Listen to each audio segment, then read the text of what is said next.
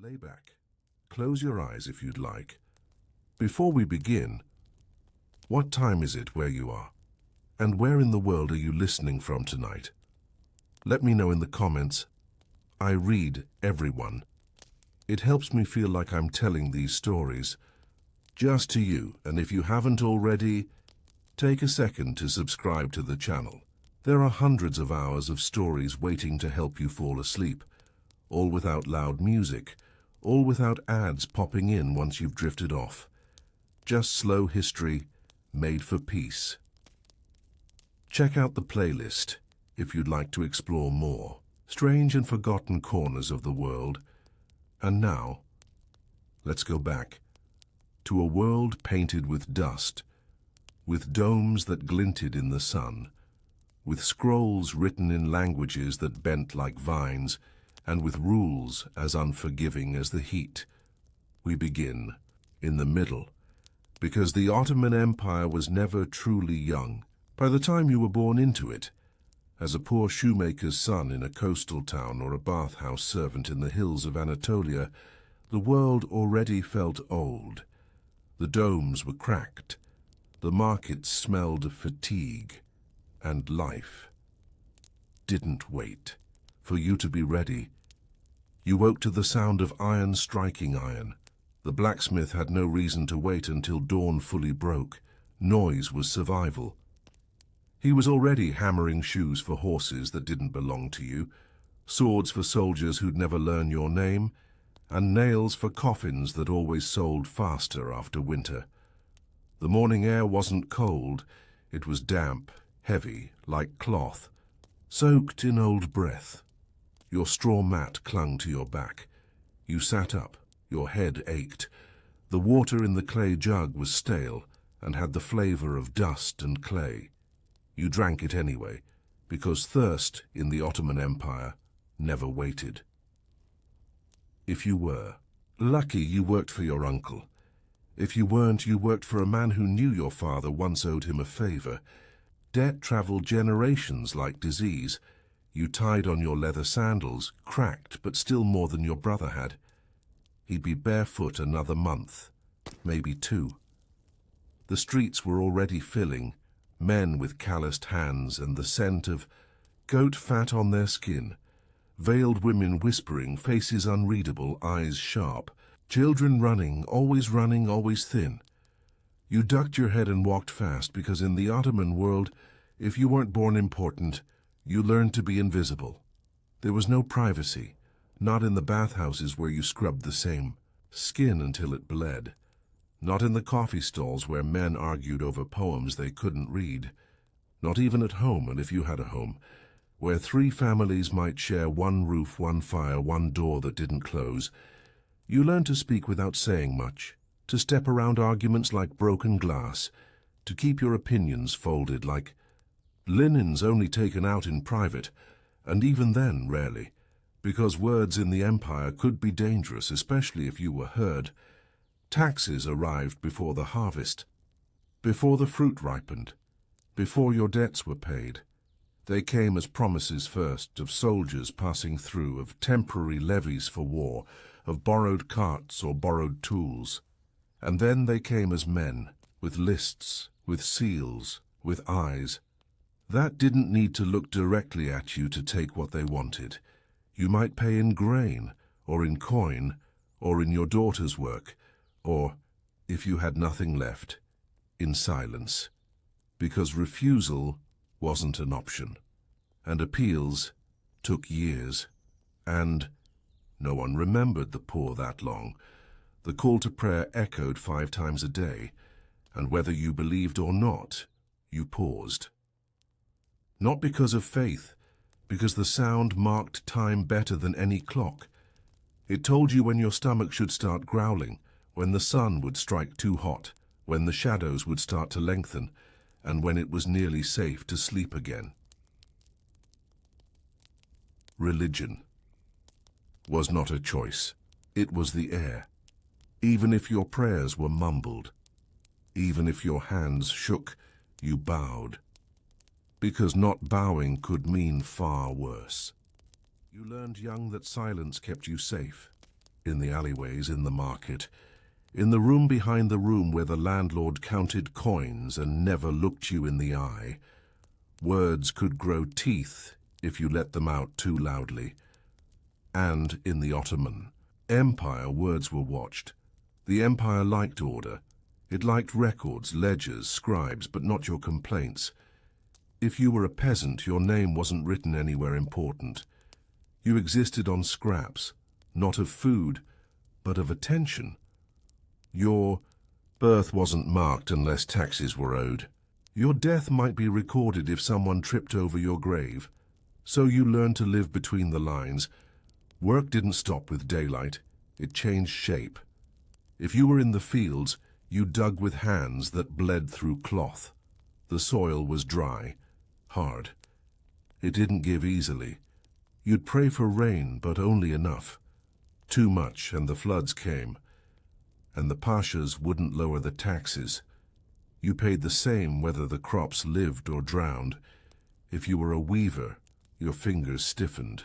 By nightfall, your lamp smoked, the thread snapped. And still, you worked. If you were a boy, you might sweep floors, or carry water, or stand outside a shop in heat that broke bones just by lingering. If you were a girl, you learned early that you could be sold, not asked. Marriage wasn't always a choice. Sometimes it was a way out, sometimes a sentence. For village girls, the choice was often between a cousin and a merchant 30 years older. For the unlucky ones, the choice was made by the family. Dowries were weighed like grain sacks. Honor was a brittle thing. A whisper could break it. And if you were taken into a rich household, maybe you scrubbed silver. Maybe you braided someone else's hair. Maybe you were kept in the harem. Maybe you weren't the favorite. There were no locks, but there were rules, and none of them were yours. Men had more power, but not more peace. Boy could be conscripted without warning. The janissaries roamed villages like ghosts wrapped in velvet. Boys vanished in the devshirme, the blood tax, taken to become elite soldiers or administrators. Some came back with power in their hands. Most never returned at all. You could be 10 or 12, or just tall enough to catch the wrong man's eye. Parents wept in silence. There was no protesting. The law said it was legal, even noble. But how do you explain nobility to a mother holding an empty blanket? The streets were uneven, crooked like the teeth of an old horse. Sewage ran in open ditches. Shoes wore out in weeks. Rats were common. So were plagues. When sickness came, it didn't knock. It roared, boils, fever, skin that turned grey, and fear. Always fear. The kind that made neighbors hide indoors and priests stay quiet. If you died, your body was wrapped in haste and buried. Quick, no last words, no funerals with flowers, just dirt, a prayer, silence. And then life resumed, because grief had to move fast, or it would drag the whole village down. You rarely traveled, not because there was nowhere to go, but because you couldn't afford to leave. The empire stretched like a sleeping animal, from deserts to forests, mountains to oceans. You could live your whole life inside its borders and still be trapped in a single valley. The roads were not safe. Bandits were real. So were soldiers with empty bellies and no orders. Papers were required to pass through cities. And most peasants had never seen paper that didn't come wrapped around fish or bread. So you stayed, and the world stayed distant.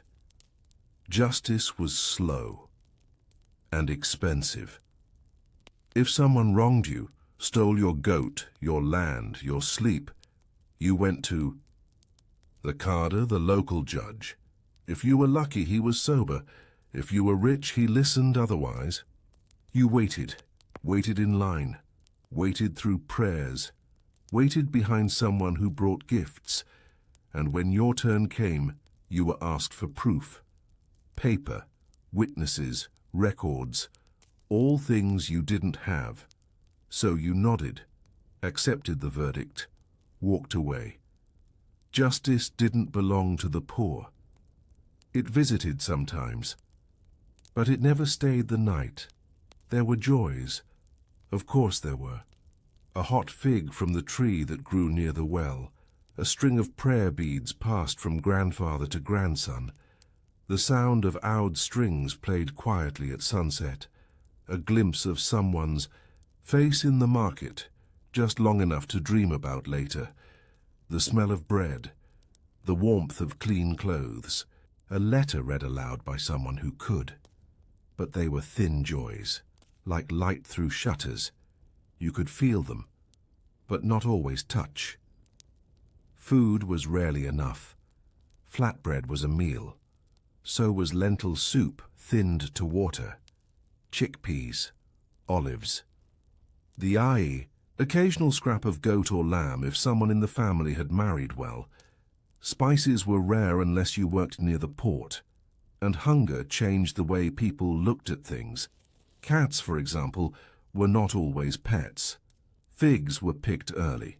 Neighbors stopped sharing when their own children cried at night, and people who had once sung together at weddings now kept their doors closed tight, because hunger didn't just hollow out the belly, it hollowed out the trust. Women bore everything in silence. Back pain from years of drawing water, calloused knees from scrubbing floors, fingertips burned from baking without gloves. Pregnancies came one after the other. Children lived if God willed it. Many didn't. There was blood on the bedding and no midwife in sight. Women comforted each other when they could, but comfort was just a cloth soaked in warm water. There were no hospitals, and even if there were, they didn't open for peasants. So, the work continued, cooking, mending, listening, always listening, because women heard everything and spoke only what was safe. The Sultan was a shadow. You knew his name. You knew his palace had more rooms than your entire village had people. You'd heard he drank rosewater and wore slippers made of silk stitched with pearls. But he was not real, not really. He was a story, a coin, a name spoken at Friday prayers. Your taxes went to him. Your boys were taken in his name. Your suffering justified as part of his glory. But you never saw him. You never would.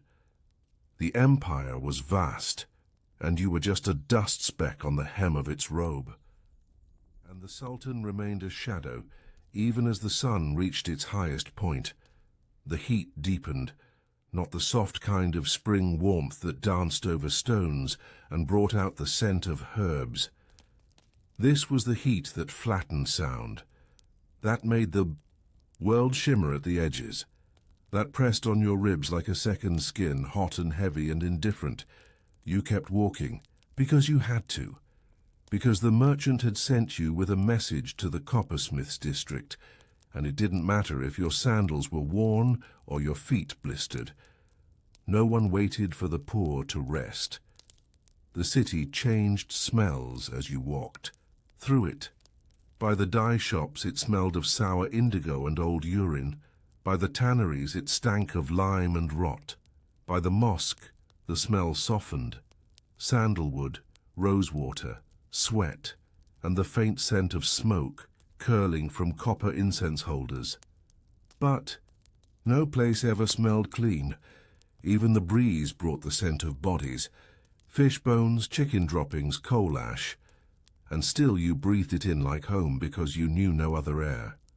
You paused in the shadow of a shop's awning, squinting at the distant call of a muezzin's voice, echoing from a minaret. The afternoon. Prayer.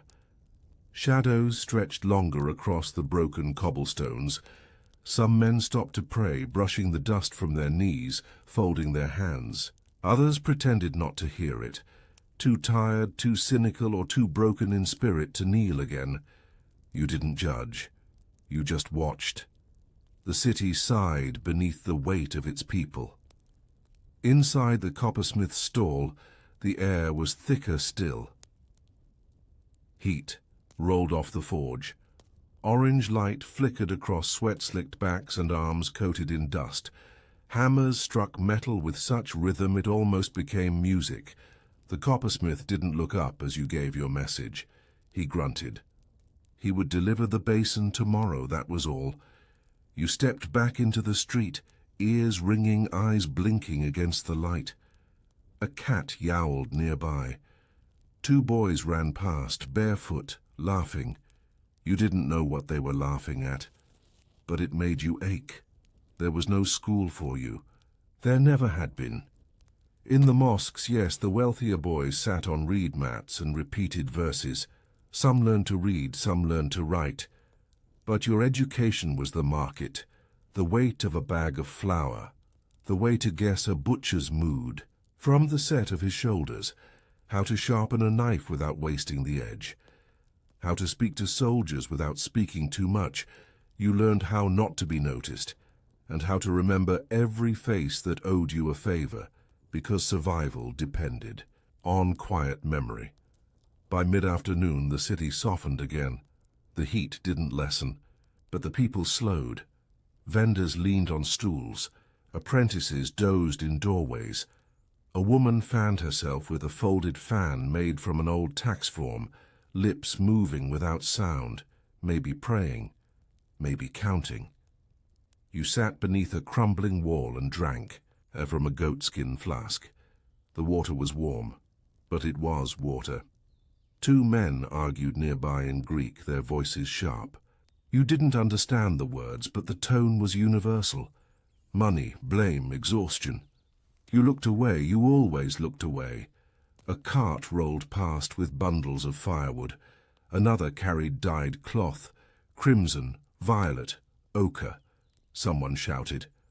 A chicken escaped from a basket, flapping wildly before disappearing into the crowd. And you saw her again, the girl from the fishmonger's stall. Veil pulled low, but eyes unmistakable. She walked with her mother carrying a sack of onions. She didn't see you, or maybe she did. But her glance didn't linger. It never lingered. Not in daylight. Not in public. Not in this city. You were back at the shop by late afternoon. The merchant. Inspected you like produce. His eyes narrowed when he saw your blistered feet. But he said nothing. He handed you a cracked fig and a crust of bread. You sat on the step outside and ate them both slowly. The fig was too sweet, the bread too dry. But they were food, and food was not to be judged.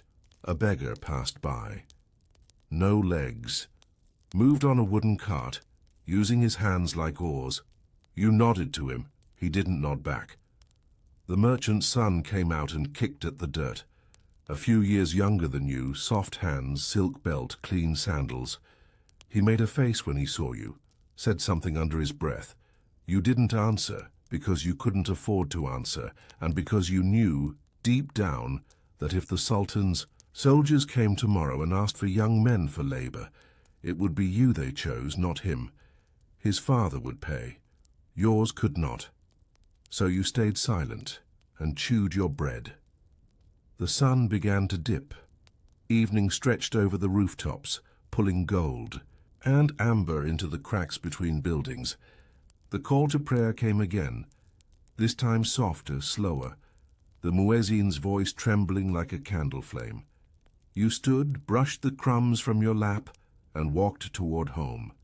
You passed the bathhouse, where steam hissed from a stone vent. You passed the olive seller's stall, now shuttered. You passed 2 guards standing at the gate, leaning on spears, eyes half closed. No one stopped you. That was the best you could hope for, to be ignored. Your home was not really a home, a shared room in a crumbling tenement. Plaster peeling from the walls. 1 oil lamp, 1 blanket, 2 siblings. Your mother asleep already, curled like a comma on the floor mat. You didn't speak. You just removed your sandals, dipped your hands in the water bowl, and lay down beside the others. The room smelled of onions, sweat, and earth. The blanket barely reached your shoulders, but it was night, and night meant no labor, no errands, no counting, only the ache of your body and the quiet noise of breath around you. Outside, the city didn't sleep, not truly. A dog barked once. Then again, a lute played somewhere distant, plaintive, meandering, unfinished. You imagined a fire in a richer courtyard, wine being poured, laughter you'd never be invited to hear. You didn't hate them. You didn't envy them. You simply didn't belong. The empire wasn't cruel by design. It was cruel by habit, by weight, by the endless machinery of survival that turned too fast for the poor to step out of the way. Your eyes closed, and for a while at least, you vanished from it, into dreams that didn't speak in Turkish or Arabic or Greek or Armenian. Dreams that had no taxes, no sandaled boys mocking you, no blacksmith's fire, only wind and water, and a place where no one asked your name, because there was no need to remember it. The room stayed warm through the night, not with comfort, but with breath. 3 people to a room made the air thick, no windows, just one cracked vent near the ceiling where a breeze never came. Your brother stirred beside you, mumbling something. In sleep, a name, a number, then silence. The oil lamp had burned out long ago. You could still smell its soot. You were still half awake, not from fear, just habit. In the Ottoman night, danger didn't always shout. Sometimes it knocked gently, or didn't knock at all, so you listened, like every night, and hoped the hours would pass quietly.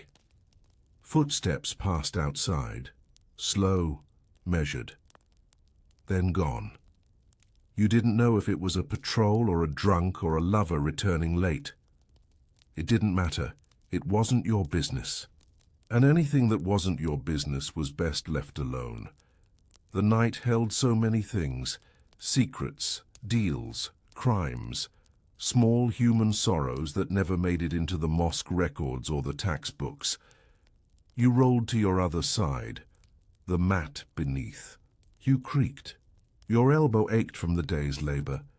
Your heel had split from walking. You closed your eyes again. Sleep was the only luxury that didn't cost silver. When dawn came, it didn't knock. It seeped, through cracks in the door, through the roof tiles where rain had once leaked, through the call of the rooster somewhere 3 streets over, always a little too early. Your mother was already awake. She didn't speak. She just wrapped her scarf, tied her apron, and began heating water from the small clay jar in the corner. The water hadn't been boiled in days, but today she would, just for a little tea, just because it was Thursday, and Thursday was the day your father used to return before he was taken for labor 2 winters ago. He never came back, but the tea still did. Your sister sat near the corner, braiding her hair. Her hands moved quickly, almost nervously. Today she would go to the bathhouse to scrub linen for coins, not to bathe. You all used the same 3 buckets of water. Washing was done with a cloth and silence. The door creaked open and light fell. Across the floor, like something too pure for such a room, you stood. Another day, another set of steps to take. You didn't speak during breakfast.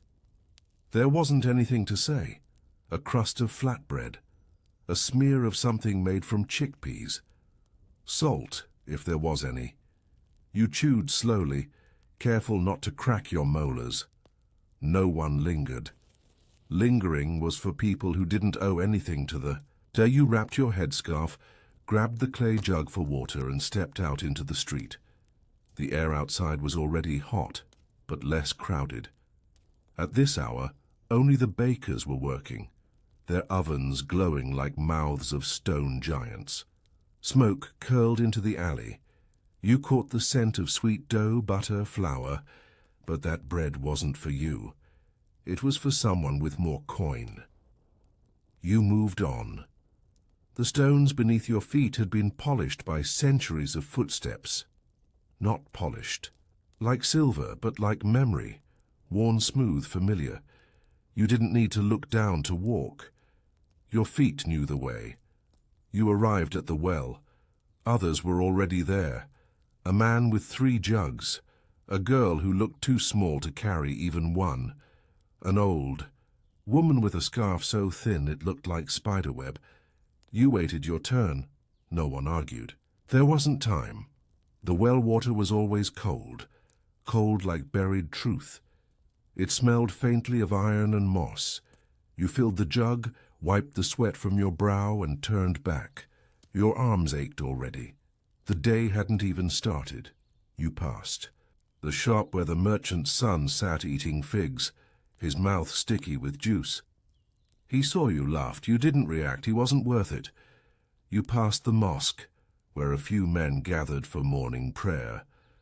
The sound of sandals against stone, whispers, a cough. You moved past them too because work was waiting. And work didn't forgive lateness. The dye shop greeted you with fumes. Your job was to beat the fabric, to wring it, to hang it over lines. Of hemp that scratched your hands until they bled. The cloth stained your skin blue, red, yellow. The merchant joked that your hands looked more beautiful than your face. You smiled, you always smiled, because that was safer than anything else. You weren't paid in coins, not most days. You were paid in leftovers, a few olives, a bit of cheese, and sometimes just the promise of work tomorrow. You took it, because promises, thin as they were, could still fill space in your stomach where hope used to live. The fabric snapped in the wind above you. It cracked like flags, but it wasn't freedom. It was just cloth, and it was never yours. By midday, your skin burned. There was no shade, except under the canopy that the merchant's family used when they arrived. For inspections, they sat and drank cold water while you kept working. You tied the cloth again, fingers trembling. The merchant's wife gave you a look, not cruel, just absent, like you were a broom or a bench, something useful, not human.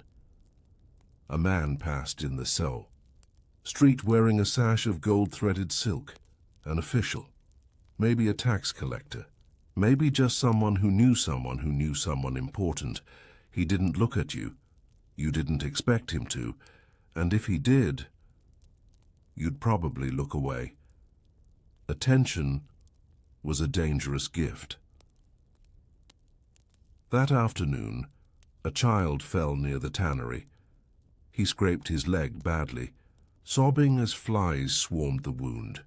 No one stopped, not because they were heartless, but because stopping meant losing time, and losing time meant losing wages, and losing wages meant hunger. Someone eventually helped him, another child. They wrapped the leg in a rag that looked like it had been used before. That was enough. You paused by the bakery again on your way home. They were throwing out scraps, too burnt, too small, too stale. You didn't ask. You just waited until the dogs had had their fill, then took what was left. Bread that cracked like bark, but still bread. You ate it slowly, under a tree whose roots had cracked the stone path. And then you stood. The day wasn't done yet. You had to stop at the butcher's. Not to buy, just to ask if they had bones they couldn't use. Some days they did. Other days they pretended they didn't see you. Today they gave you 2, one with a little meat still clinging to the joint. You whispered thanks. He didn't answer. The sky began to darken again. A bird flew overhead, crying out once before vanishing behind the rooftops. You looked up at it, surprised by how loud it sounded, by how free, and then you went home. The jug was still heavy. Your arms sore, your feet cracked, but you had bread and bones, and enough light left to share dinner with your family before the oil ran out again. You didn't light a candle. You sat in the half-dark, and for a moment you felt still. Not happy, not safe, but still, and that was enough. You sat in the half-dark, watching the oil lamp flicker, then fade, then give in. The wick smouldered into smoke. No one complained, no one moved. Your brother shifted beside you, pulling the scratchy blanket tighter. Your mother's eyes were half closed as she counted the beads on a string. Not for prayer, not really, just to count. Something to hold on to when there was nothing else left to hold. Outside, the sounds of the street were quieter now.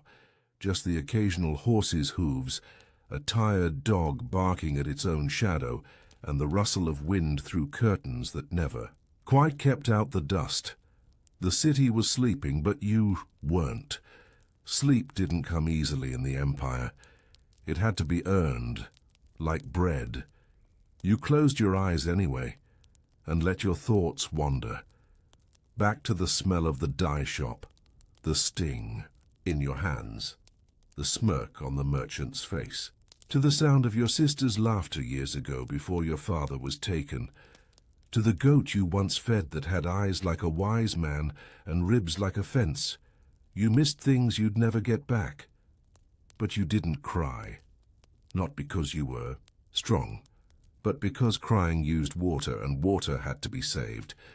You awoke just before dawn, again, not because someone called you, just the body's memory. The sky outside was still dark, but the birds were already waking. You listened to them, little wings shuffling in nests tucked inside rooftop tiles, chirps like tiny flutes. It was the only music you heard that wasn't. Owned by someone richer, you stood carefully, stepping around your brother's feet, ducking under the hanging cloth that marked your family's half of the room. The water jug sat in the corner, half full. You drank a little, left the rest, then slipped outside before anyone else stirred. The city before sunrise was different, softer, sadder. You could hear your own footsteps. The stray cats weren't hiding yet. The air was cooler, but not kind. The street lamps, oil-fed and flickering, had still burned, casting long shadows against the clay walls of shops and mosques. You passed a man curled beside a donkey cart, his arms wrapped around his knees, snoring softly. You knew him. You didn't know his name. But you knew the pattern of the tears in his robe. You'd seen him selling onions near the bathhouse. You wondered if he had family. You hoped he did. No one should sleep alone. The bakery was already warm. They started early. Always. The baker's son nodded when he saw you. He wasn't cruel like the merchant's boy. He didn't offer bread either, but the nod was enough. In a city that often looked past you, being seen was a gift. You sat near the wall and waited. Sometimes they gave you crusts. Today they didn't. So you stood, stretched your arms, and made your way toward the mosque. You didn't go in. You just leaned against the outer wall where the stone was cool and listened. The call to prayer began a few minutes later. Soft, gentle, floating over the city like a question no one answered. You made your way toward the docks, not because you had work there, but because sometimes the sailors dropped things, ropes, nets, bits of salted fish not worth selling. You could trade those things, or cook them if they didn't smell too bad.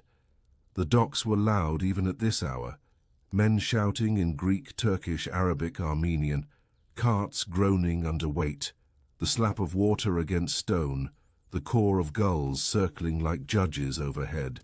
You stayed out of the way, always out of the way. A broken crate lay near the alley. You knelt, pried out 2 nails, and pocketed them. Nails were worth more than coins sometimes. A sailor passed by and flicked a fish head toward a cat. The cat missed. You caught it instead. It wasn't much.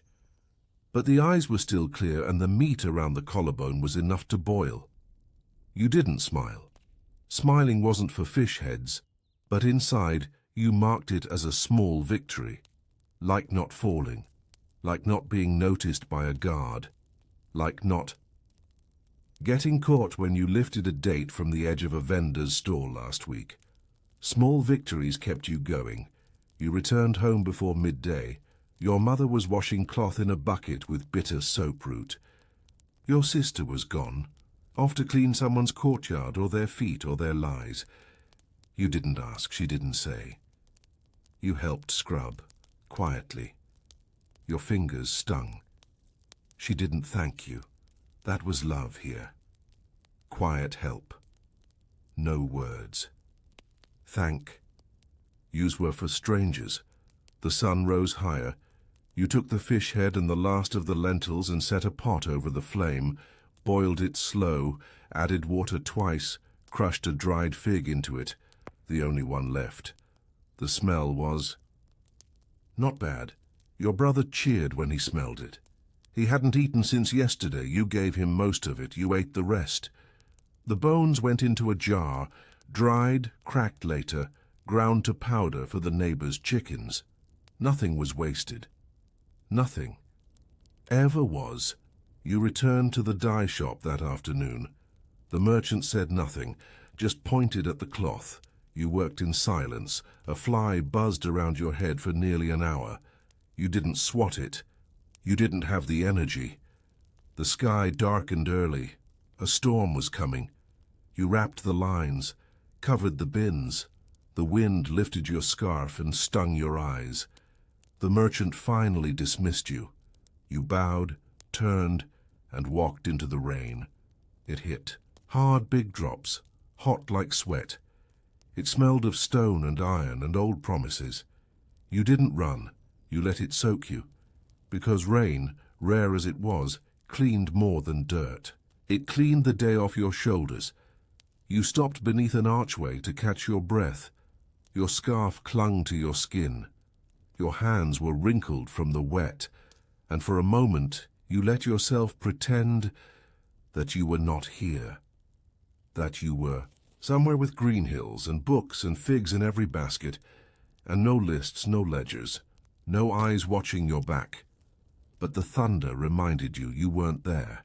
You were here, in a city that didn't remember your name, in an empire that wouldn't notice if your house crumbled overnight.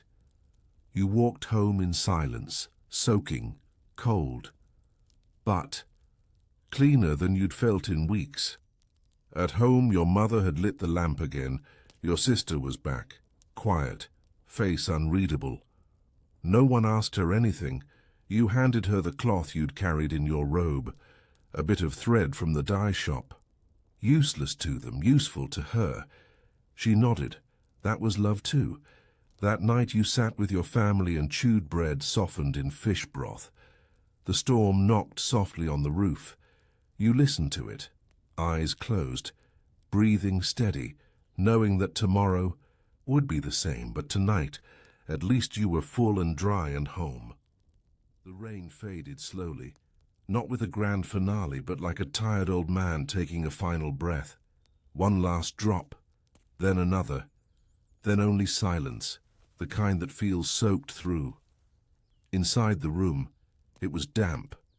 The corners smelled faintly of mildew and old wool. The blanket, still drying from its time over the cracked window, hung from the rope line overhead, dripping quietly into a basin below. No one spoke. They just listened to the last sighs of the rain, to the scrape of a pot being moved, to the fire sputtering in its small clay cradle, to the empire breathing outside. Your mother stitched a worn sock by candlelight, not because she expected it to last, but because stitching gave her hands something to do while waiting for sleep. Your brother lay with his head on your lap. He had fallen asleep fast, the kind of deep sleep only children can manage after a day of hunger and noise. His breath tickled your arm, steady as a metronome. Your sister was near the doorway, resting against the wooden frame, eyes open but quiet, watching nothing, maybe listening for something. It wasn't safety she wanted, just consistency, because in your world, surprise never meant anything good. You shifted your weight carefully, not wanting to wake your brother. The oil lamp burned low. You'd have to blow it out soon. There wasn't more oil until next week, but you didn't move yet. Something about this hour, this thin, sleepy hour when the Empire itself seemed to exhale, made you want to keep it going just a bit longer. This hour didn't demand anything from you. It just let you be a child, a worker, a nobody. And somehow that was a kind of peace. Eventually the lamp went out. Your mother had done it. Silently, like everything she did.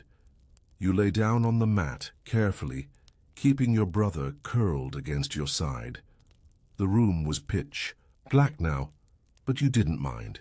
You knew every splinter of this floor, every smell, every sound. It was poverty's only gift. The way it made the world so small, so predictable, you could navigate it with your eyes closed, and so you did. The next morning began with the scream of a rooster, but it wasn't near your window.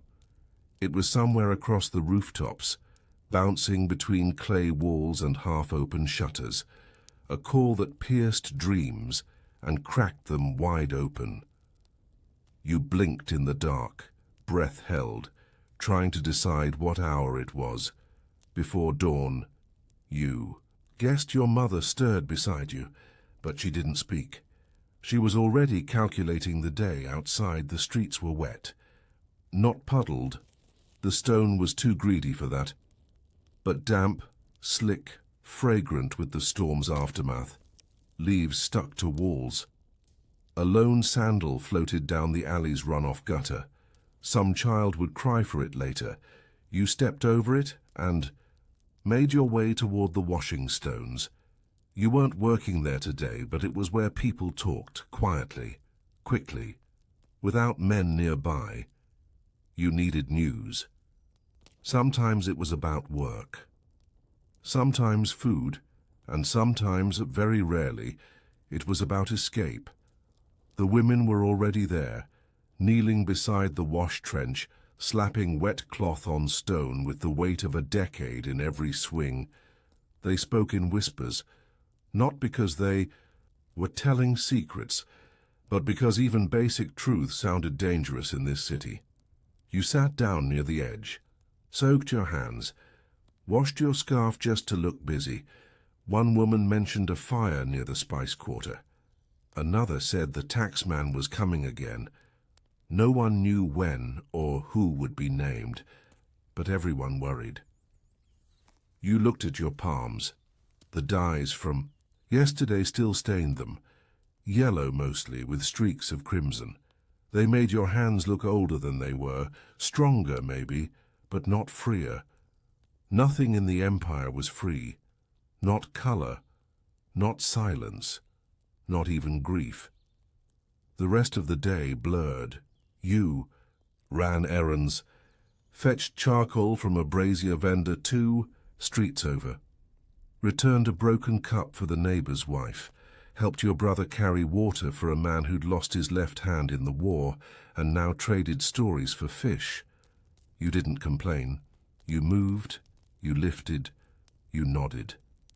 Because that's what surviving looked like here. It wasn't glorious, it was patient. At midday, your sister came home early, face flushed, arms scraped. She didn't say why, you didn't ask. You just tore the last flatbread in half and gave it to her. She didn't thank you. She just ate. That was love. The kind that wasn't poetic or soft. The kind that didn't come from books. Just hunger and habit. That evening, the sky burned gold for a while. A rare thing. The way the sun caught the clouds just right, like a cloth merchant showing off velvet. You watched it for a few minutes, leaning against the doorframe. A breeze stirred your scarf. For a second, you could almost pretend you lived in a better story. The kind with endings, the kind with justice. But the smell of sewage and sweat came with the breeze too, and that ruined the spell. Dinner was made from scraps. The pot was thin, mostly water. A few lentils, a pinch of salt stolen from the dye bins. You didn't complain, you stirred it slow, counting the turns. That's what your mother used to do when your father was still alive. Count the turns while stirring, like it would make the pot fuller. It never worked, but you still did it. Some rituals outlived their purpose. Later that night, you watched the neighbor's window light flicker out. One by one, the empire dimmed, each oil lamp a small star, each dark window a silence. You wondered how many people felt like you tonight, cold, tired, sore but alive. Still here, still trying, not because of strength, but because there was no other option. Your sister handed you the blanket. You took it without a word. She lay down. You followed. The room smelled like boiled onions and wet wood, but it was your whole world. And in that moment, under that scratchy, too small blanket, you realized something strange. You didn't need hope. Not tonight. Just this breath, this stillness, this one quiet moment where nothing hurt. The blanket barely covered your shoulders. Your sister had curled into herself, arms wrapped tight back to you. The mat below had worn thin, and every straw poked like a secret. The silence in the room was deep now. Even the fire in the clay pit had gone to sleep. You watched the wooden ceiling. You couldn't see it, but you knew it was there, just like always. Sagging slightly from years of steam, storm, and silence, you could trace its warped lines with your mind. You'd done it before, hundreds of times. On nights when sleep felt like something rich people could afford, there was a sound, soft, quick, the scurry of something alive behind the wall. You didn't flinch. Mice were part of the house. They were like the wind or the neighbors' voices, ever present, mostly harmless, only sometimes loud. Your brother stirred. You reached over and pulled the edge of the blanket up to his neck. He smiled in his sleep. You didn't know what he dreamed about, but you hoped it was something warmer. A distant door slammed, somewhere in the alley, followed by hurried steps. You held your breath, not in fear, just in case you needed to hear better. But the footsteps passed, fast, not stopping, not searching. You exhaled. The Ottoman night remained undisturbed. You woke again when it was still dark. Something had shifted in the air. You weren't sure what woke you. Maybe it was just your body, always alert, always ready. Or maybe it was the low hum of men's voices drifting through the shutters. It was rare to hear voices this late. Men didn't usually gather at this hour unless something had gone wrong. A theft, a fight, or worse, a body. You lay still. Listened. The voices were hushed, tense, Turkish mostly, but too fast to catch. You heard the word jizya, the tax for non-Muslims. You heard the word debt. You heard your neighbor's name, and then you heard silence again. You stayed awake after that. Sleep wasn't coming. Back. You sat up slowly, letting your eyes adjust to the dim. Your mother was still asleep. So was your sister. A soft snore from your brother rose and fell like ocean tide. You stood, barefoot, and slipped out of the door into the alley. The sky was still dark, but less so than before. A grey whisper had started to curl above the minarets. The birds hadn't woken. The city hadn't turned yet. You walked. There was nowhere to go, not really, but walking felt like moving forward, even when you didn't have a destination. You passed closed doors, curtains pulled shut with strings, shadows of cats slipping across rooftops like ghosts. The bathhouse was still closed. The bakery, too. But the mosque steps had already been swept, a good sign. It meant the caretaker had risen, and the morning call to prayer wouldn't be far. You sat on the stone ledge just outside and watched the sun climb into the edge of the world. The empire didn't wake with song. It woke with wood being split, with water being hauled, with coughing, with the creak of wagons and the first curses of tired men. By the time the prayer call echoed over the rooftops, clear, long, wrapped in dew, you were already on your feet again, walking back, always back. Back to the same small home, the same cracked door, the same room with its stale air and threadbare warmth. Your sister was up now. She was brushing her hair with her fingers. She had to leave early. Again, a new house. Rich people. They needed someone to tend to their courtyard and stir rice without sticking. She'd be gone all day. She didn't eat. Just drank water and left. You didn't ask what they paid her. Sometimes she brought coin. Sometimes she didn't. Some jobs weren't paid in money. You said nothing. She said nothing, because silence was part of the job too. Your mother handed you a folded cloth. Inside, 2 olives, a piece of stale bread and a message. The message wasn't written, but you knew it. It meant, do what you can, be smart, come home. You tucked it into your sash and kissed her hand, not out of ritual, just because. Then you left. The dye shop didn't want you today. Too much rain had ruined the last batch. The merchant scowled when he saw you, not at you, just near you, as if your presence reminded him of his own problems. He waved you away. You didn't beg. Begging was loud, and loud people were remembered for the wrong reasons. You tried the spice market, but the stalls were full, everyone trying to recover what the rain had spoiled. You slipped between barrels of cumin and cardamom, listening. A man whispered about a shipment arriving late from Aleppo. Another cursed the price of pepper. You paused near a stall where a boy your age was selling dried figs. He wasn't watching closely, but you didn't take anything. You'd already eaten, and theft wasn't always about hunger. Sometimes it was about need, and right now, you needed trust more than figs. You helped a woman carry her basket up a stairway. She didn't ask, but she didn't stop you either. At the top, she gave you a folded scrap of cloth. Inside, a plum, soft, bruised, but sweet. You ate it slowly.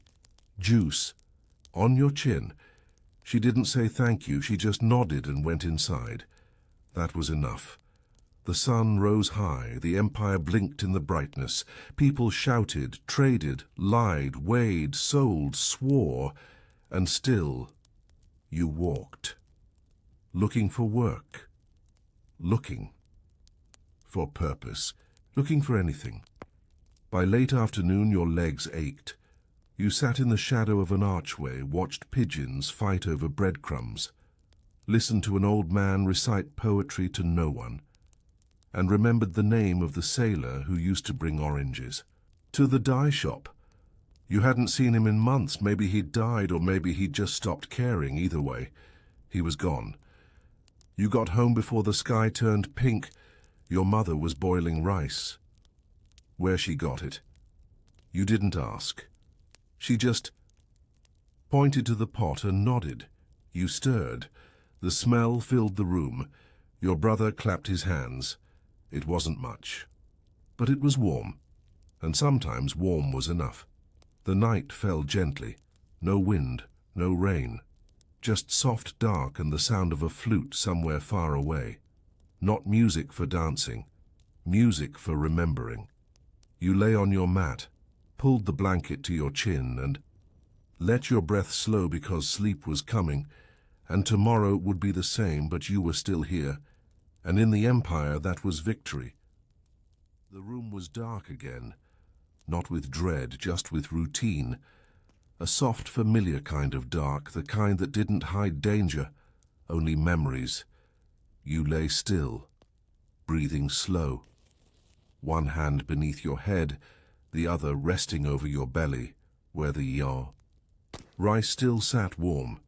You weren't full, but you weren't hollow either. In the Ottoman Empire, that was called a good day. Your brother shifted beside you, muttering in his sleep. Your mother had already turned her back to the fire. Her breathing was rhythmic, even, and outside the city didn't make a sound, not even a dog barking, not even a wheel creaking. The silence was whole. You didn't sleep right away.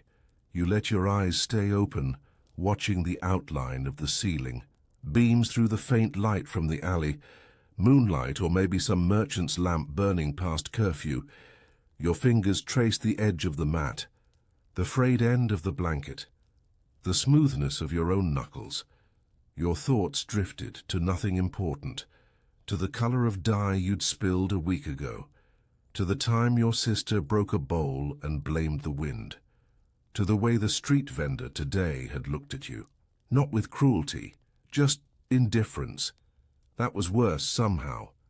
To not be hated, just unseen.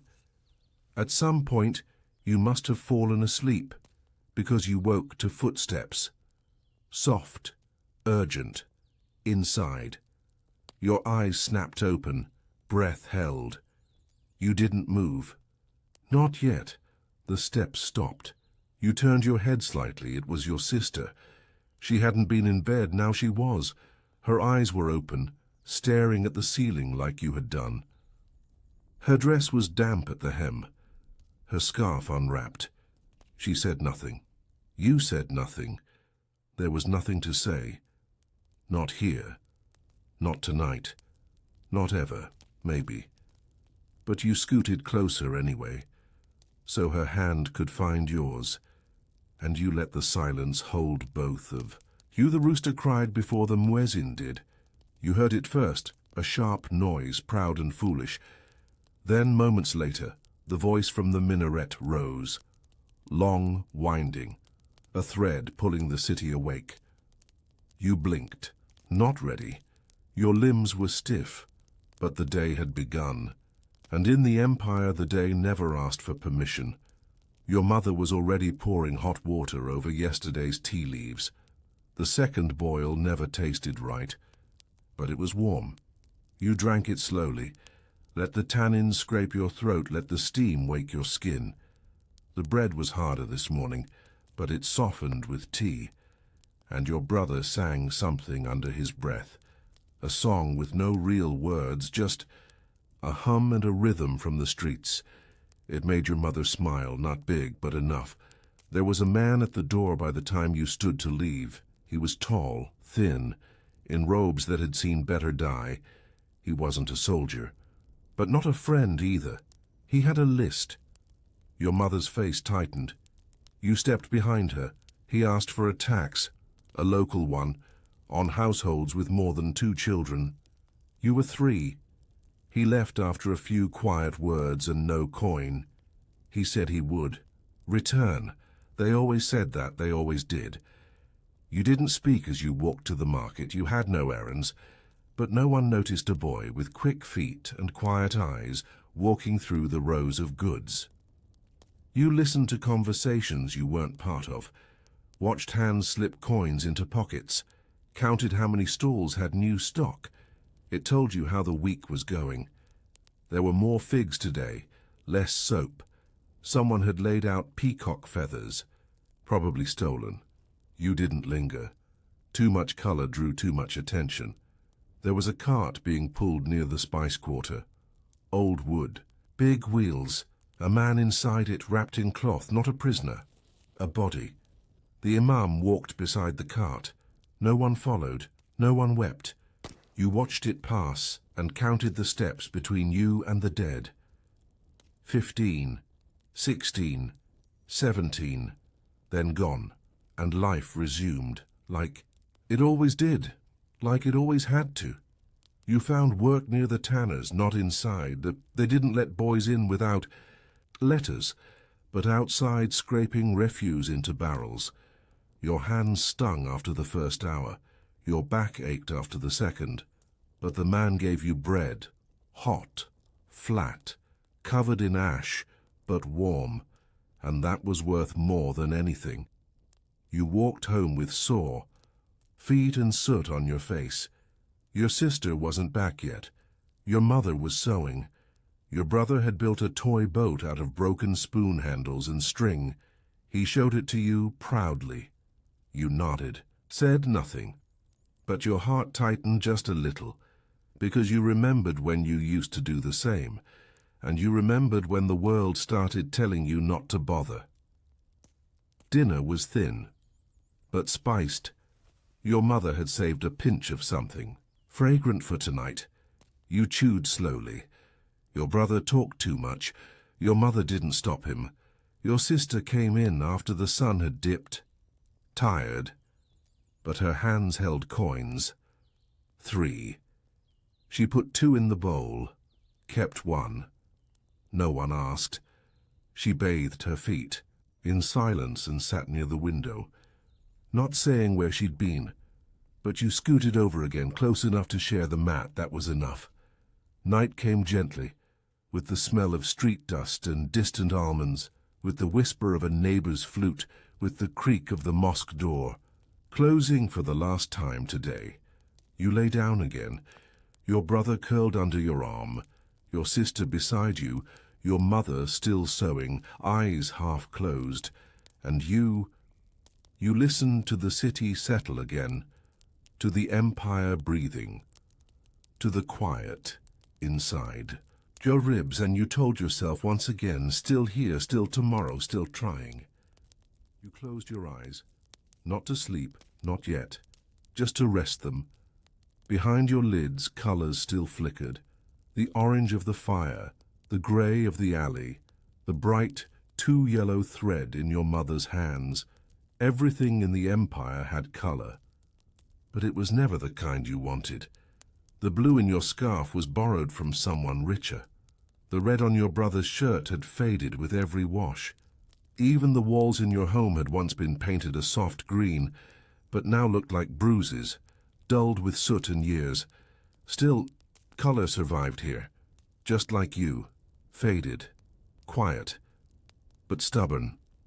A fly buzzed near your ear. You waved it off lazily. Your mother sighed, a long, tired sound, folded her fabric and lay down on the far side of the room. She didn't say good night. No one did. That was something children in stories did. Kids with pillows and clean feet and rooms with doors that actually shut. In your world, good nights were a waste of energy. Sleep was understood, not announced. Your brother was already breathing deeply. His hand flopped across your ribs like a weightless stone. You left it there because you remembered when your father used to sleep with his hand resting on your back. And because in a world where nothing stayed for long, touch meant everything. Your sister shifted slightly. You heard her exhale. Maybe she was still awake. Maybe not. You didn't ask. You didn't move. You let the silence stretch out, soft and infinite, like cloth pulled from an endless bolt. The sound of dogs fighting woke you.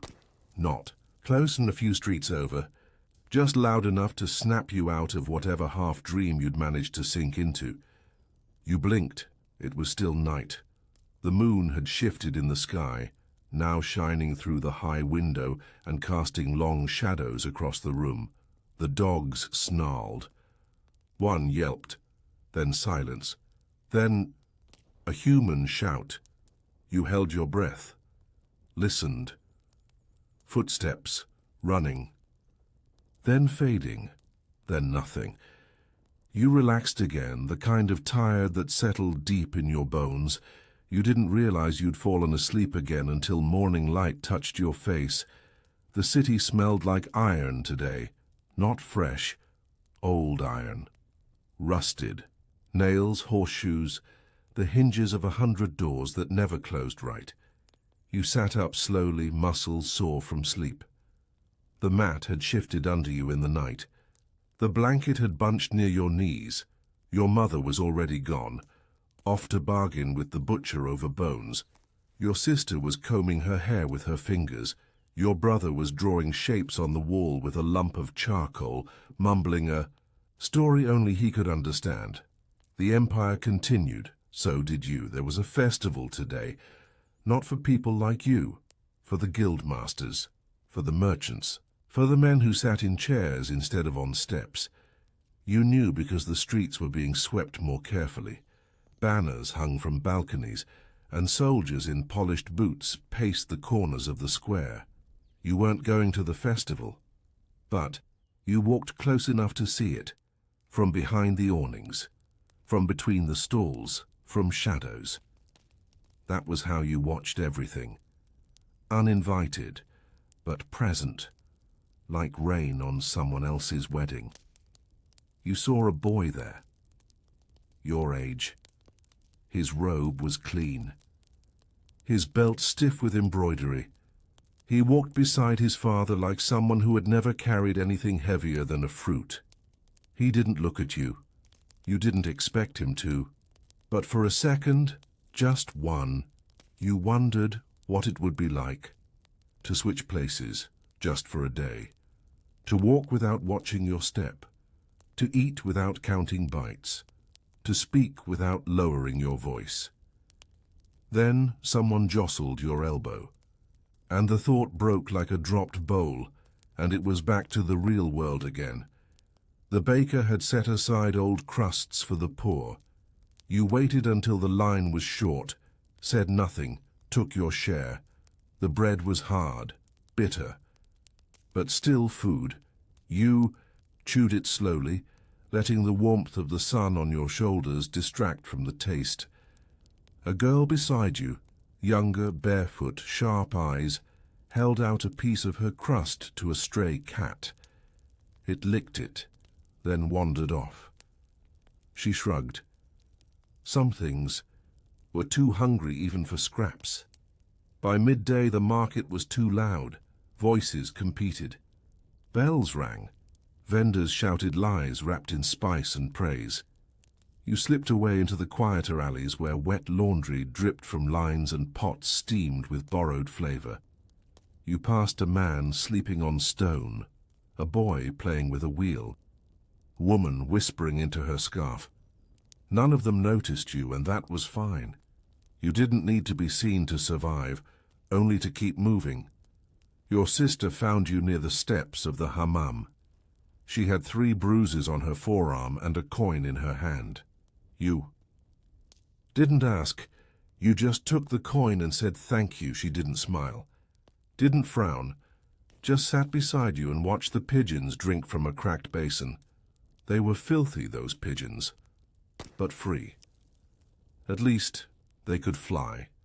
The rest of the day passed in pieces. You ran a message for an old man with a limp, helped. A girl chase a goat out of a courtyard, stood in line to refill the family's water jar. The handle cracked, your palm bruising from the weight. You didn't cry. You never cried anymore. Not because you were strong, but because crying wasted salt you couldn't afford to lose. Dinner was better tonight. Your mother had traded some mended cloth for a handful of lentils and half an onion. It smelled good. You took your time eating it. You joked with your brother, watched your sister untangle her hair, listened to your mother hum. Not a song, just a sound, soft and without words. It filled the room more than the food did, and for a moment you felt full. That night, the wind returned. It whispered through the cracks in the window, lifted the edges of rugs, tugged at your blanket. You held it close, not for warmth, but for memory. The wind reminded you of stories your father once told about caravans in the desert and stars you could drink light from. You didn't believe them anymore, but you remembered them, and that was enough. Sleep came slowly, but not painfully. Your body ached, but not deeply. Your heart was quiet, and outside the empire turned one more time, with all its cruelty, all its beauty, all its weight, and still you were here, not strong, not safe, but still here, and that, in this place, was a kind of triumph. The wind moved again, a soft hush over your skin, curling through the tiny gap beneath the door like a secret. You didn't open your eyes. There was no need. You could feel the shift in the air, the way it made the fire flicker low, and the blanket ripple at your knees. The roof beams groaned, tired from years of wait and whispers. In the distance a donkey brayed, sharp, lonely, then quiet. The empire at night didn't sleep. It murmured, it stirred in slow rhythm, doors creaking, rats scurrying, tiles settling. Her living city under a dying moon. You breathed with it. Long, quiet, patient. Your brother twitched in his sleep beside you. A dream. Something chased him in it, probably. His feet jerked under the blanket. You placed a hand gently on his back. He stilled. You didn't say anything. You didn't even know if he could hear you. But still you whispered, like your father used to. It's all right. It's all right. You're safe. You're safe. Safe didn't mean anything in the empire, but sometimes even a lie made the cold feel lighter. You didn't remember falling asleep again, only that your mother's footsteps woke you. Soft, intentional. She always walked quietly in the mornings, trying not to disturb anyone, but you were used to it now. You could hear her even in dreams. She lit the fire with dried dung and twigs, coaxed the kettle to life, wrapped her shawl tight, and sat down to wait. Tea leaves steeped slowly, like time. You opened your eyes just enough to watch her face in the glow, half in shadow, half in ashlight. She looked tired, but then again she always had, even before you were old enough to understand what tired meant. The empire didn't knock when it entered your home.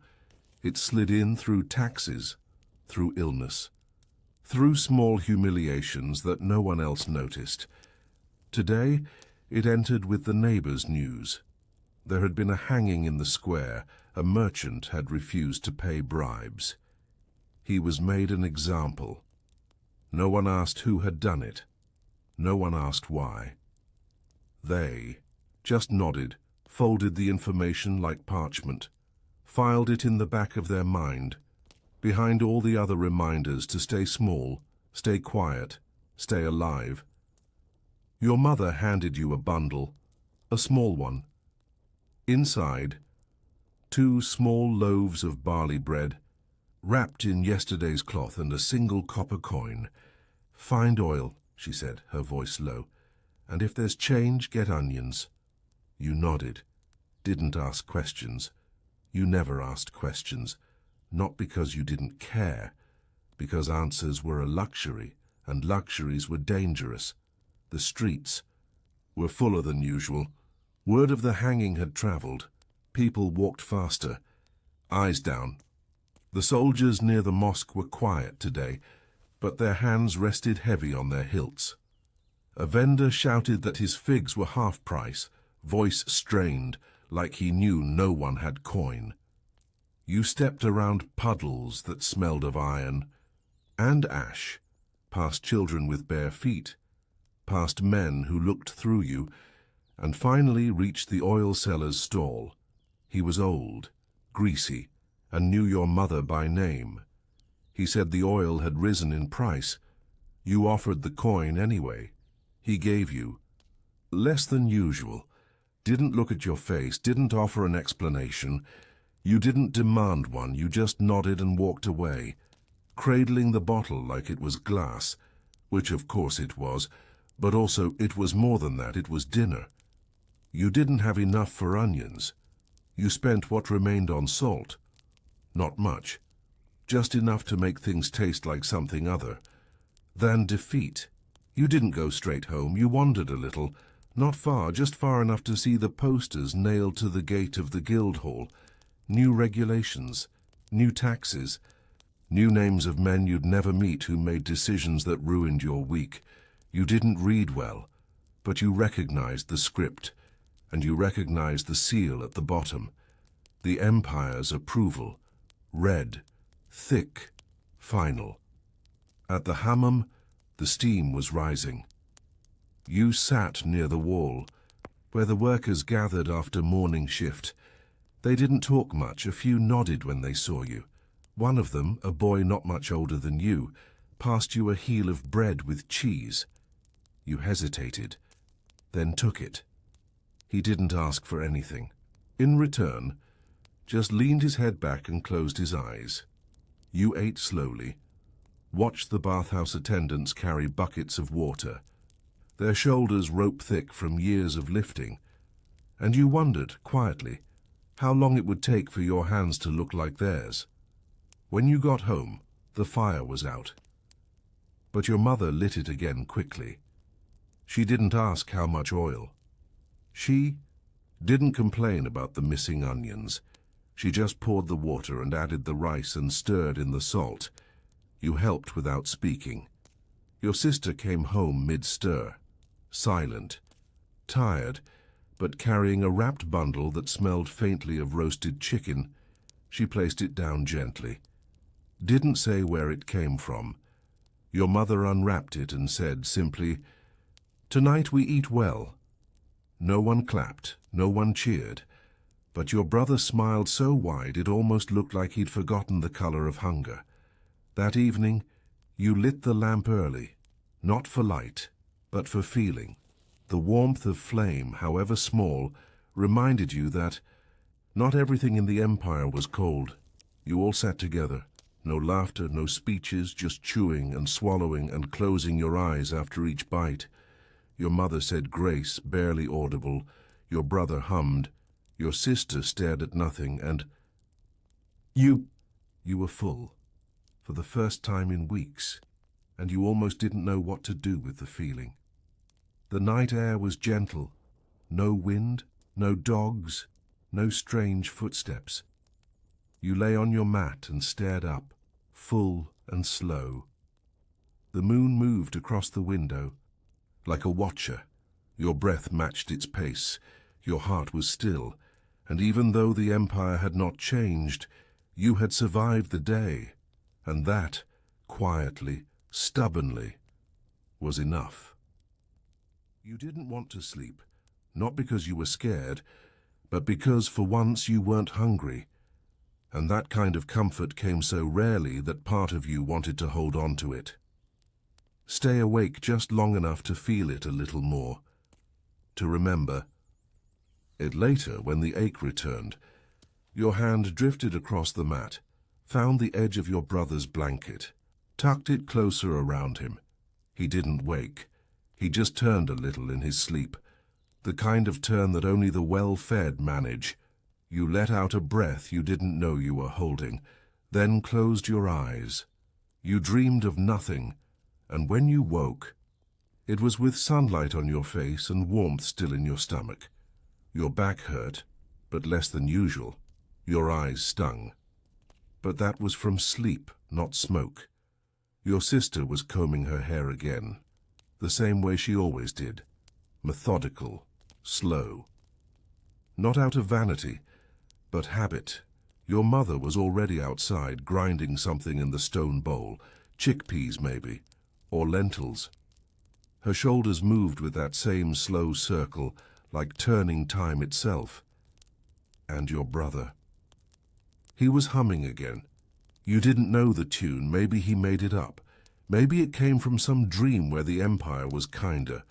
Breakfast was nothing special. A little flatbread, some herbs from a neighbor, salt still sharp on the tongue. But it was enough. And the quiet in the room felt different this morning. Not joyful, not hopeful, but stable, which in the Empire was a kind of miracle. You washed your face with cold water from the basin, tied your scarf. Listen to the city outside begin to wake with its usual cough and groan. Shutters opening, wheels creaking, pigeons arguing on rooftops. The day had arrived. You walked alone to the quarter with the dyers. Not to work. The master hadn't called for labor today, but because you wanted to see if the indigo vats had finally been replaced. The old ones had cracked in the cold, and when they did, the alley behind the shop had turned blue. Not the soft blue of sky or silk, but the harsh blue of bruises. You liked that color. It reminded you of silence, of thoughts you never shared. They were pouring new dye as you arrived. You watched from behind a pile of discarded cloth. The smell was sharp, metallic and earthy. The steam rose like smoke from a dying candle. A boy stirred the vat with a long wooden rod. His hands were already stained to the wrist. He'd carry that color for weeks. No matter how hard he scrubbed, you nodded at him. He didn't nod back, but he didn't look away either. That was close enough to respect. You didn't stay long. You wandered the back streets, the ones where water trickled from unknown sources, and cats darted between barrels like ghosts. You passed the bakery where yesterday's loaves were being sold for half. You passed the tanner's where a new hide hung on the post, still dripping. You passed the fountain where old women gathered to gossip, ladling water with hands as wrinkled as the aprons they wore. Everything looked the same, but you knew it wasn't. Not really. Because today, for the first time in weeks, your steps didn't drag, they carried you. At the edge of the market, a man was playing the ney, the long flute that always sounded like mourning. You stopped to listen. His eyes were closed, his fingers moved slowly, gently, like he wasn't playing for anyone else, and maybe he wasn't. You dropped a copper scrap into the bowl by his feet, not real money, just a token, a thank you. He didn't open his eyes, but his next note lingered longer, a gift in return. Ute. Went home at noon. The alley was quiet.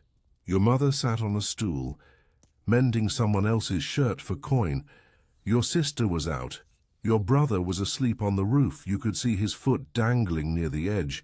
You climbed up quietly, lay beside him, watched the clouds move. They were slow, heavy, like smoke with nowhere to go. You didn't talk, didn't move, just breathed with the sky. When you came back down, there was a bowl of something warm waiting, chickpea stew, thin but spiced. You ate without speaking. The warmth sat well in your chest, better than it had in days, better than you'd expected. Your mother said the imam had spoken of war in the East. No one believed it would reach this far, but the taxmen were nervous again, which meant collections might come early.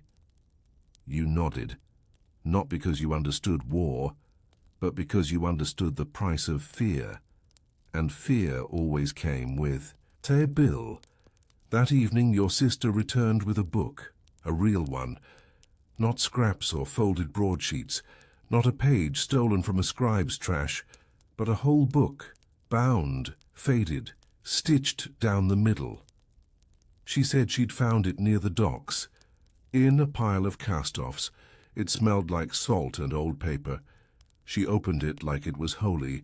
Inside, stories.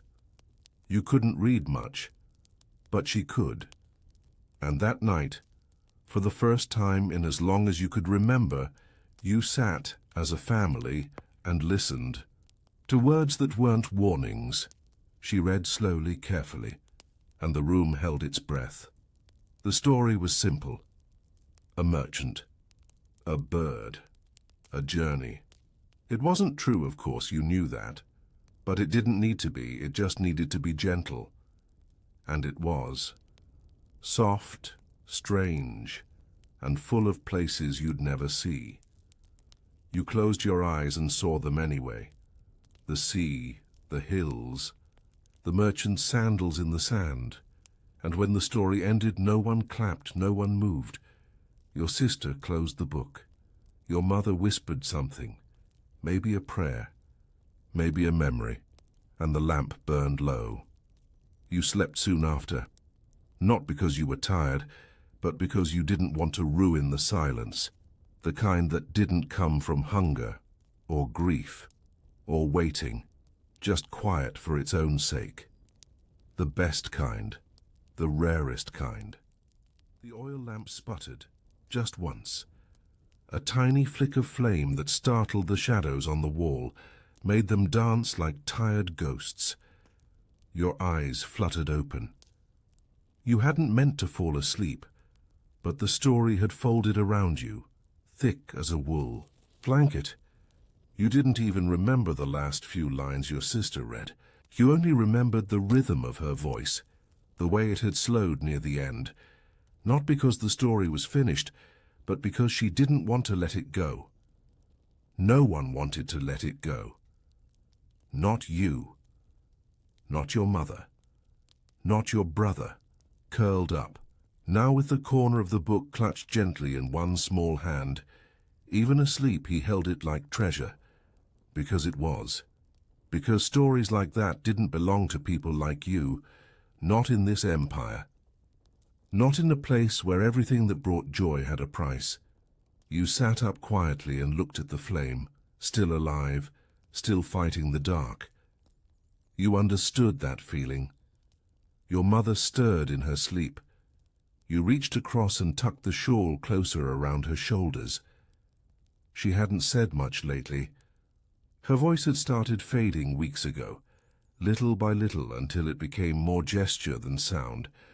But her hands still worked, still sewed, still measured flour with exact memory, still opened the door each morning like the sky would be different.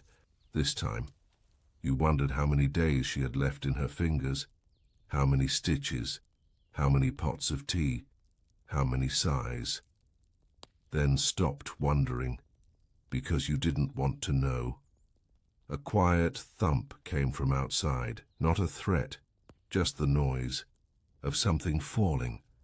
Maybe a cat knocked a pot from the neighbor's sill. Maybe the wind shifted a hanging bundle. Still, your sister rose and looked out the small window. She didn't speak. She just watched the alley for a long time.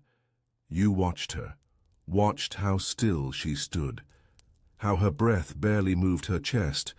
Then finally she let the curtain fall and sat back down. You didn't ask. She didn't offer. Some things weren't meant to be shared, not even in whispers. You finally lay back again. The mat felt colder. Now, or maybe your body had warmed too much from sitting up. The blanket didn't cover your feet quite right, but none of it mattered. You were tired now. Not the kind of tired that came from labor or hunger. The other kind, the one that came from holding too much in your chest for too long. You turned onto your side, faced the wall, listened to the soft sounds of breathing around you, and let the silence fill your ears. Morning didn't knock. It pushed, the way it always did, with heat, light, and responsibility. You blinked through the thin grey haze that came before sunrise, the kind of light that doesn't know what it wants to be yet. Your mother was gone again, already working, already bargaining, already convincing some man twice her, sighs that her stitching was worth more than he'd offer. You admired that about her, how she didn't ask for respect. She just earned it with every thread. Every line, every quiet refusal to fall apart. Breakfast didn't exist today. There was nothing left in the jar but 2 dried chickpeas and a sliver of onion. Your sister was out before you woke. Your brother whined about being hungry, then fell, quiet when you handed him a cup of warm water and told him to pretend it was soup. He pretended not well, but well enough. That was something you learned in the Empire. Pretend until pretending feels like truth. Then keep going. The streets were loud today. Not celebration loud, not music loud, just too full, too many feet, Too many carts. Too many arguments over who owed what and when. You kept your eyes low and your pace slower than usual. Some shops had shutters halfway drawn. Some soldiers were posted on corners they hadn't watched in weeks.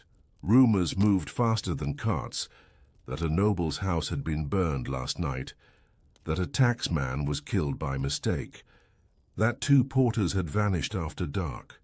You didn't believe all of it, but you believed enough to stay out of the main square. You walked to the edge of the dry fields near the old well. No one used it anymore, not since it turned bitter. But the stones around it were warm and flat, and the goats avoided it so you had a place to sit undisturbed. You closed your eyes, listened, not for words, just sounds, the buzz of flies, the soft chitter of birds, a cart groaning in the distance, a child crying somewhere too far to comfort, all the empire's noises, all its ordinary pain. You thought about the book. It had sat on the shelf above your mat when you left this morning, wrapped now in a cloth to keep it from dust. You wondered who wrote it, whether they were still alive, whether they ever sat in a room like yours, speaking stories by lamplight to someone they loved, or whether their words had only ever lived in ink. You didn't know how stories worked in other places, but in your world, they only stayed alive if someone remembered them. If someone repeated them, you decided you would. Even if you forgot the names, even if you made up the endings, you'd still tell. You owed the story that much. You returned home by mid-afternoon. The alley smelled like yeast and sweat. Someone had hung a wet sheet across the narrow gap between walls. Your head brushed against it as you walked, leaving your hair damp. And the back of your neck cold. Inside, your mother was boiling bones, not for soup, for dye. You didn't ask where she got them. You knew it didn't matter. If bones could color fabric, they were worth more than food. She was trying to trade the dye for another blanket, one she could then sell to a traveling merchant heading toward Edirne, a chain of desperation, a market of suffering, a cycle you knew all too well. Your sister returned with bruises and a silk ribbon. No one asked questions. She didn't offer answers, but she tied the ribbon in your brother's hair and told him he looked like a prince. He beamed, didn't know what the word meant, didn't care. He looked in the cracked mirror and smiled so wide it made you feel sick and warm at the same time, like drinking tea that's too hot. Pleasure with a sting. That evening, there was no story, but your sister opened the book again anyway, just to look, to run her fingers over the pages, to remind herself that it hadn't vanished. Your brother fell asleep on her lap.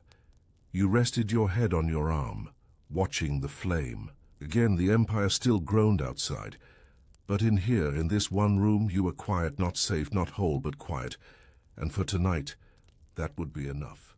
The lamp's wick was low.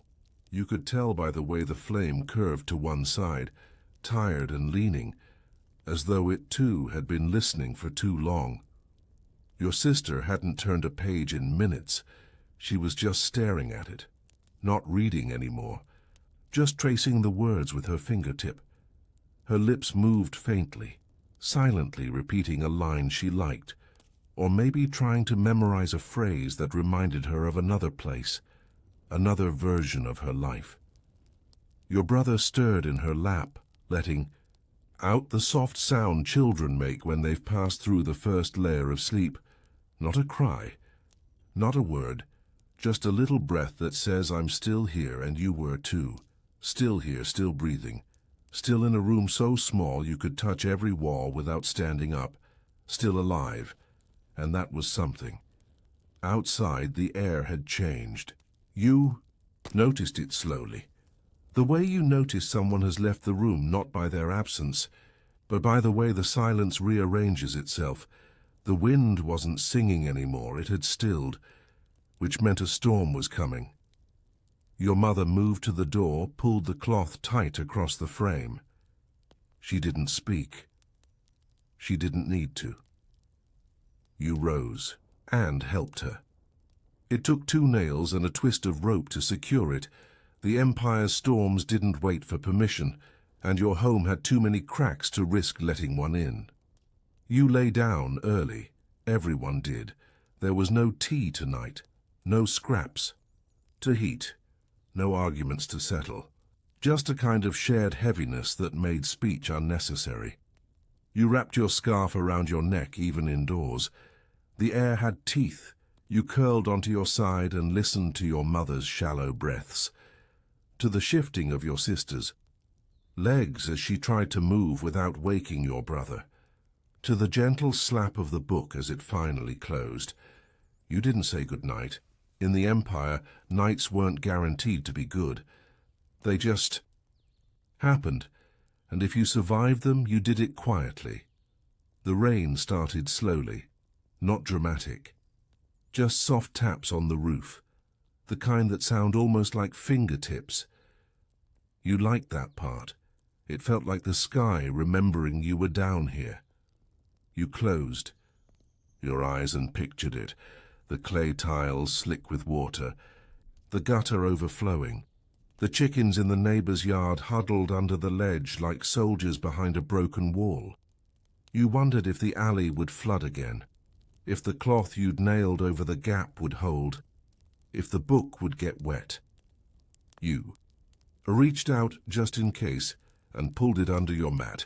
Better safe than sorry, better dry than gone. Morning came in silver. No sun, just light, filtered and pale. Like milk left too long in a copper bowl. Your throat hurt. Too much cold air. Not enough firewood. Your mother's hands were stiff today. She didn't say anything, but you saw the way she rubbed her knuckles before sewing. Your sister had a red mark across her cheek, probably from the wall. She must have fallen asleep sitting up again. No one commented. There was no food to share, so no gathering at the fire. You drank water and pretended it was broth. Your brother asked if today would be a bread day. You said maybe. That was better than no. You walked to the bathhouse district. Not to bathe. That cost coin. But to help carry the firewood from the back gate to the main hearth. The bathmaster let you work sometimes if the porters didn't show. Today, they didn't. You moved 3 full bundles before he handed you a cracked fig and 2 olives wrapped in a bit of cloth. You ate them slowly, sitting on the warm stone bench near the wall. The heat seeped into your spine. You wished you could stay. But warmth in this place was rented, not owned. You stood after the cloth cooled and walked home with olive pits in your pocket, as if they were something precious. Your sister was boiling fabric when you returned. The bones from yesterday had worked. The dye was strong reddish-black. Someone would want that color. Morning was always in season. She didn't smile, but she nodded when she saw you. You took that as a hello. You helped her wring the cloth, slowly, over a clay basin, careful not to lose a drop. Dye meant trade. Trade meant food. Food meant sleep. That was the chain now, nothing more. Your mother was gone when the sun began to set. She hadn't said where she was going. She didn't have to. You stayed close to the door, in case someone came asking questions. In case someone came knocking too hard. Your brother stayed close to the fire, stacking pebbles into small towers and knocking them down like castles. Your sister stitched the dyed fabric into armbands. Simple but useful. You sat by the lamp and waited for the sound of her sandals. It came late, but it came. She brought a single egg, no words. Just cracked it into the pan, 4 spoons each. No one complained. It tasted like everything you missed. That night you opened the book yourself. You couldn't read all of it, but the parts you could, you whispered them aloud to your brother, to your sister. To your mother's half-closed eyes they listened. Not to the story, to the sound of your voice. And you listened too, not to the words, but to the silence they softened. You read slowly, carefully, and when you finished the page, you closed it gently and placed the book near the fire.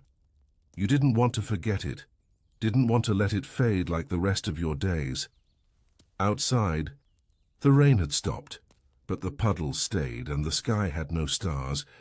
You lay down again. The mat was colder tonight, but your heart wasn't. It beat slower, more evenly, like the world had paused just for a moment. Just long enough to let you feel.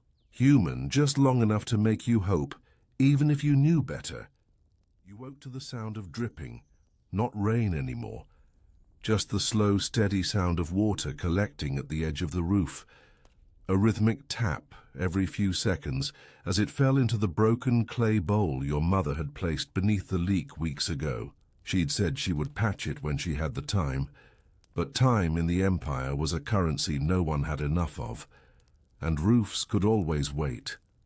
So the bowl stayed, and the drip continued, and the sound became part of the house, like a second heartbeat. Your mother was still asleep. That wasn't normal. You watched her from across the mat, her lips slightly parted, her fingers curled into the cloth near her chest. She looked peaceful, but you knew better. You crawled across the floor quietly and touched her forehead. Warm, not dangerously, but warm enough to make you uneasy. You pulled the shawl tighter around her shoulders, then sat beside her, waiting to see if she'd stir. She didn't. Not yet. Your sister noticed too. She didn't say anything. She just brought water from the basin, wet a corner of her sleeve and dabbed your mother's temples without speaking. The water dripped slowly down her cheeks.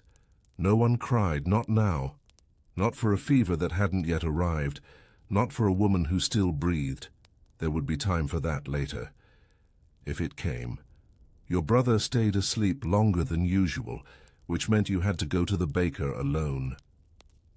You didn't have coin, just a strip of dyed cloth and the promise of a favor, maybe carrying sacks next market day, or helping sweep ash from the ovens.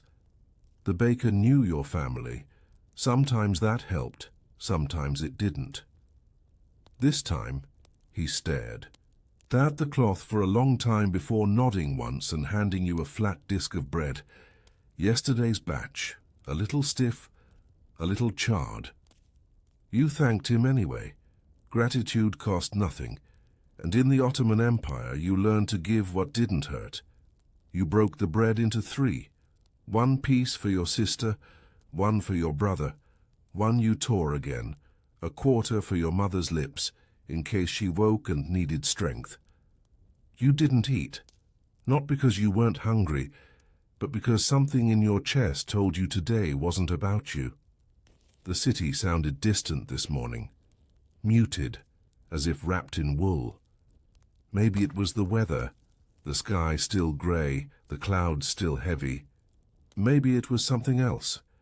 You stepped into the alley and looked down toward the market. Fewer people than usual, a man pushing a cart of firewood, a woman with a bundle of herbs, a donkey braying softly, and silence, not peaceful silence, the other kind.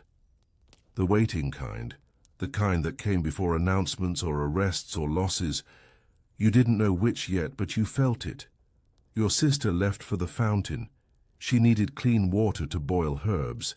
She didn't say what kind, but the look in her eyes told you they weren't for cooking. They were for healing. You nodded, she nodded back. She didn't ask you to watch over things. She didn't need to. You sat near your mother and held her hand, listened to her breath, watched the shadows on the ceiling shift, tried not to count them. Your brother finally woke. He rubbed his eyes with the back of his hand, blinked once, then reached for the mat where the book had been. It wasn't there. You had moved it earlier, kept it wrapped, dry, safe. He looked confused. You told him he could read later. He asked why. You said nothing. He nodded like he understood, but he didn't, and you hoped he never would. Your mother stirred in the early afternoon, just once. She opened her eyes halfway, looked past you like she was seeing something from years ago, then closed them again. Her lips moved barely. You leaned in close, heard only one word. You didn't recognize it. It wasn't Turkish or Arabic or Greek. It was older than language, or maybe just older than you. You whispered something back anyway. Didn't matter what. Just sound, just presence, that's all she needed.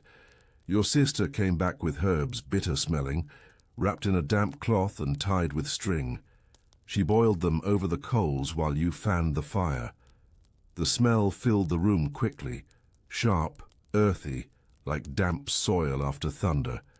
Your brother gagged once. You told him to breathe through his scarf. He didn't argue, not this time. You helped lift your mother's head while your sister spooned the mixture into her mouth.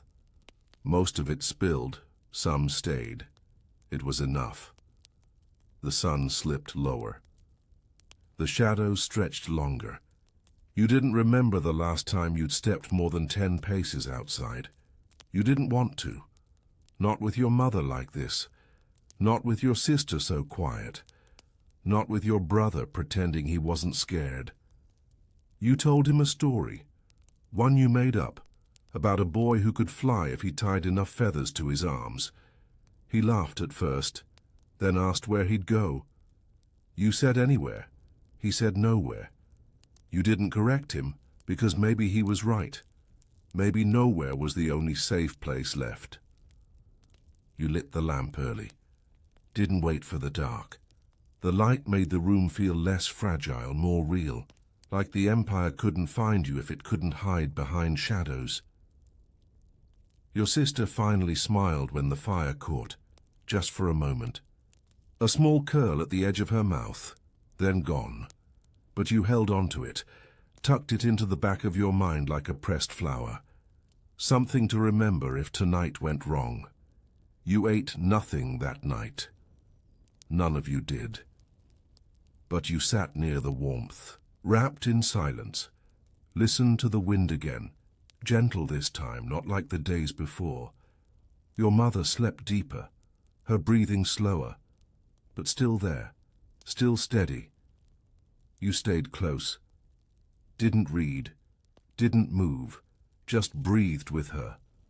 Like maybe your lungs could help hers. Like maybe your rhythm could carry her through till morning. You didn't sleep, you couldn't. The room felt thinner, like it was made of smoke, like one wrong word would make it vanish. So you said nothing, just watched the oil lamp flicker and prayed to gods you didn't know by name. Not for miracles, just for one more sunrise. The flame didn't last. You'd hoped it would, but lamps in your home didn't run on hope, only oil, and tonight there was none left to pour. So when the light finally gave out, a slow curl inward, a sigh rather than a flicker, you didn't panic. You just sat still. Let the dark cover the room like another blanket. Let your eyes adjust. Let the quiet grow so thick you could almost hear it. And even in that black silence, your mother's breath still came. Not loud, but there. Like a thread pulled gently through fabric, like the soft sound a bird might make while sleeping in the hollow of an old tree. You didn't know what time it was. The sky outside the window had no color. The city had gone still. Again.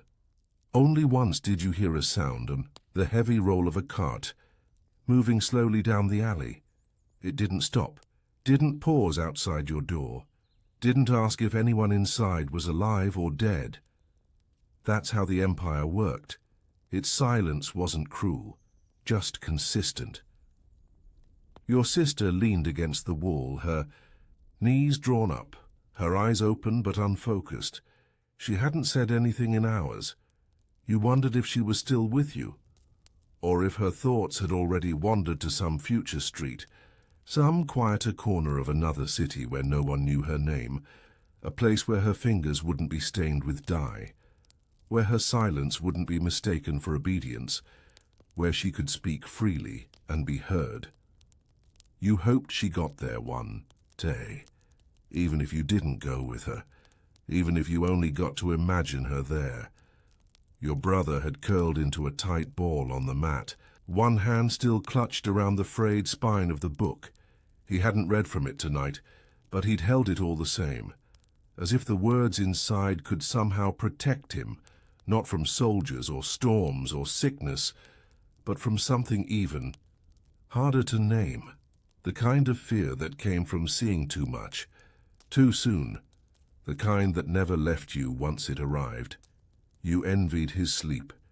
You didn't remember what it felt like to fall into dreams without resistance, to drift, to trust the night to hold you. Sometime before dawn, your mother opened her eyes. Just, briefly, just enough to meet yours.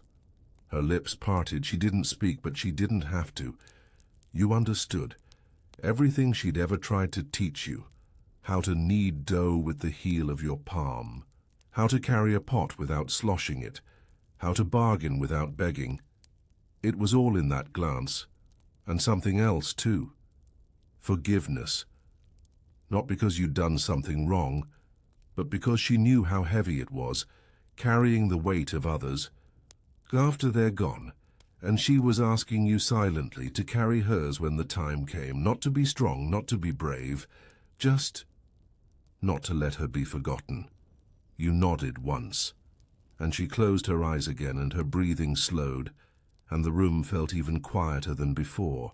The sun came without ceremony, no trumpets, no great flare of color, just a gradual lifting of the dark, like a curtain pulled slowly by an unseen hand. The first thing it touched was the corner of your brother's face, then the shawl across your mother's chest, then your hands, and that's when you noticed how cold hers were. Not cold like someone sleeping, cold like something returning to the earth. You didn't move, not right away. You sat still, her fingers still wrapped gently in yours, and for the first time in all your mornings, you did not rush. There was no tea to prepare, no errands to run, no coins to chase, just the stillness and the space she had left behind.